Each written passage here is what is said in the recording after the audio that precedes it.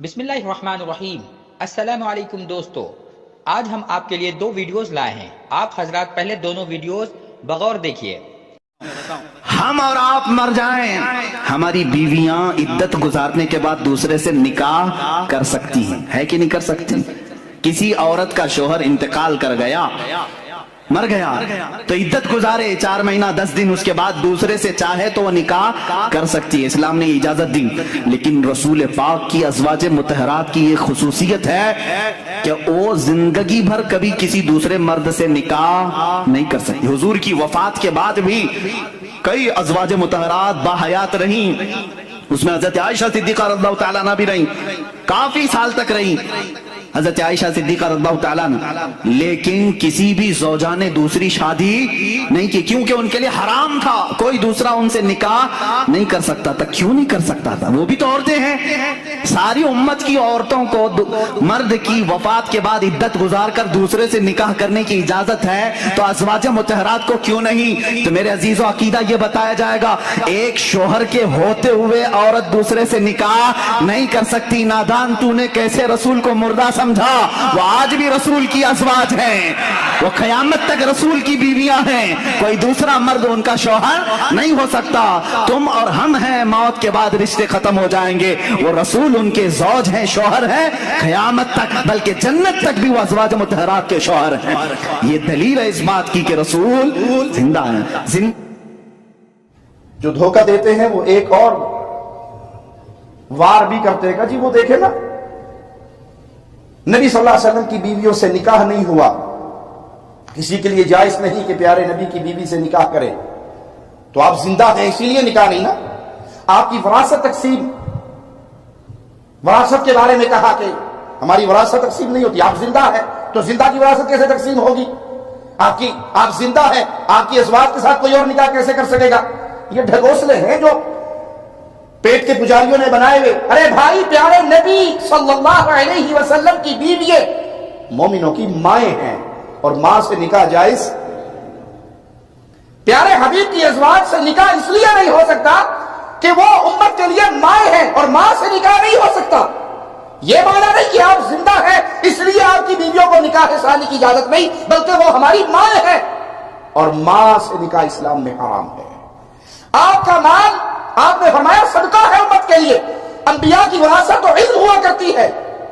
जो हकीकी मसला है वो ये कि प्यारे हबीब जनाब मोहम्मद रसूलुल्लाह सल्लल्लाहु अलैहि वसल्लम फौत हो गए, दुनिया छोड़ गए।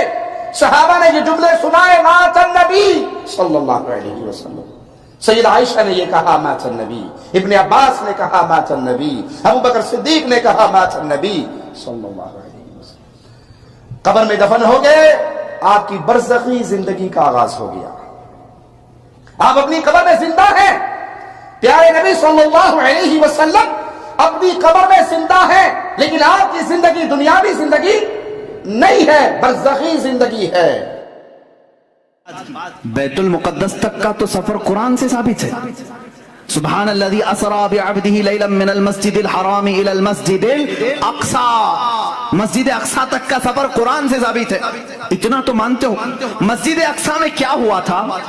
मस्जिद अक़सा में क्या हुआ था? सुन्नी मुसलमान सब जानते हो। रसूल पाक ने सारे नबियों की इमामत की थी। कितने नबी? आदम अलैहिस्सलाम से लेकर ईसा अलैहिस्सलाम तक जितने नबी थे उन सब की हुजूर ने इमामत की थी। मुझे ये बताओ, ये 1,24,000 कमो बेश जो नबी आए थे, वो कब के नबी थे? वो कब के नबी थे? क्या रसूल के जमाने के नबी थे?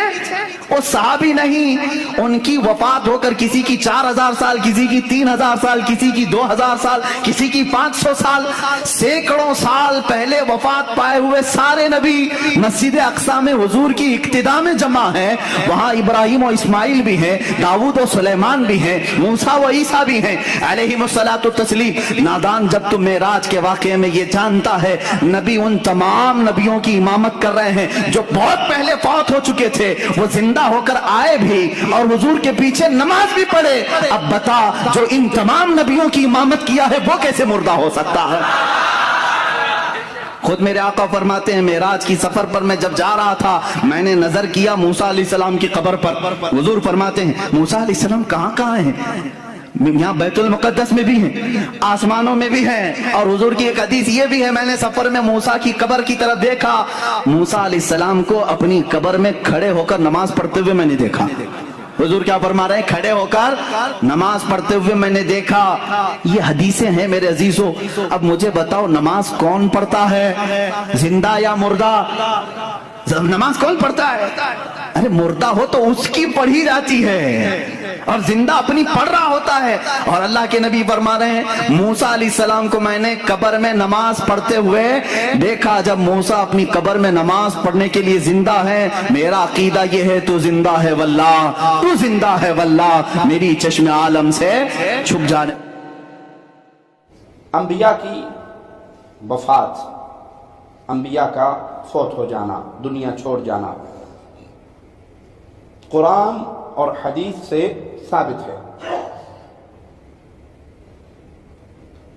پیارے حبیب علیہ السلام کو مالک فرماتا ہے انک میت و انہ میت، آپ نے بھی مرنا ہے، باقی پوری دنیا نے مر جانا ہے۔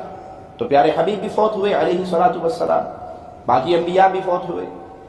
اب رہا یہ مسئلہ کہ رسول اللہ صلی اللہ علیہ وسلم کا باقی انبیاء سے ملاقات کرنا، مسجد اقصی میں ان کے لیے امام بننا، یہ آپ کے معجزات میں سے ہے، یہ آپ کا معجزہ ہے۔ اور معجزہ قانون نہیں ہوا کرتا۔ عیسیٰ علیہ السلام کا عمل سیدہ مریم کو ہوا، بغیر خامند کے، بغیر نکاح کے، عیسیٰ بغیر باپ کے پیدا ہوئے، معجزہ ہے، قانون نہیں۔ اور اگر آج کوئی لڑکی کہے کہ جیسے مریم کو حمل ہوا تھا بغیر نکاح، بغیر مرد کے چھوئے، تو مجھے بھی ہو گیا، تو مانا جائے گا؟ وہ قانون نہیں ہے، قانون واضح ہے۔ معجزہ قانون فطرت کے خلاف ہوتا ہے، جو اللہ کی طرف سے اللہ کے نبی کے ہاتھ میں ظاہر ہوتا ہے۔ تو حقیقت یہ ہے کہ انبیاء فوت ہو گئے، دنیا چھوڑ گئے، اللہ کی جنتوں میں چلے گئے، ان کی قبریں جنتوں کے باغ بن گئے۔ انبیاء کے پیارے اجساد کو زمین کی مٹی، وہ جس طرح پاکیزہ طیب طاہر دفن ہوئے، ویسے ہی پاکیزہ طیب طاہر اٹھائے جائیں گے۔ قبر کی مٹی انبیاء کے جسموں کو نہیں کھا سکتی۔